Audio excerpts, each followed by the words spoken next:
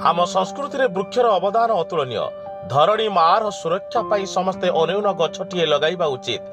बिंदुए बिंदुए जलरू जेबली समुद्र सृष्टि से जड़े जड़े गोटे लेखाएं गछ लगाइले एक सुंदर जंगल सृष्टि होई परिबो। सेतिपई समस्तंकु हृदयर सहित परिवेश संतुलन प्रति ध्यान देवा आवश्यक बोली गंजाम जिला सानखेमुंडी ब्लॉक अंतर्गत पोड़ामारी विज्ञान महाविद्यालय युव रेडक्रसर 75तम वन महोत्सव सप्ताह पालन अवसर में मत प्रकाश पाई। 75तम वन महोत्सव सप्ताह पालन अवसर में महाविद्यालय अध्यक्ष ई प्रदीप कुमार पात्र प्रदीप प्रज्वलन कर उद्घाटन करथिले।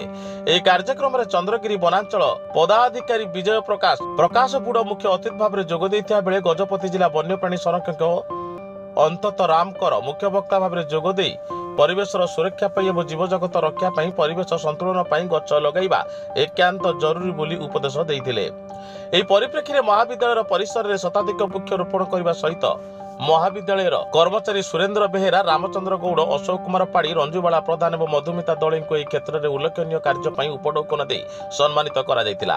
अध्यापक दुर्योधन जेना कार्यक्रम को संयोजना करथिया बेले समस्त अध्यापक अध्यापिका छात्र छात्री उपस्थित रही सहयोग करथिले। गंजाम जिला सानखेमुंडी अशोक कुमार साहू को रिपोर्ट साई सत्य न्यूज।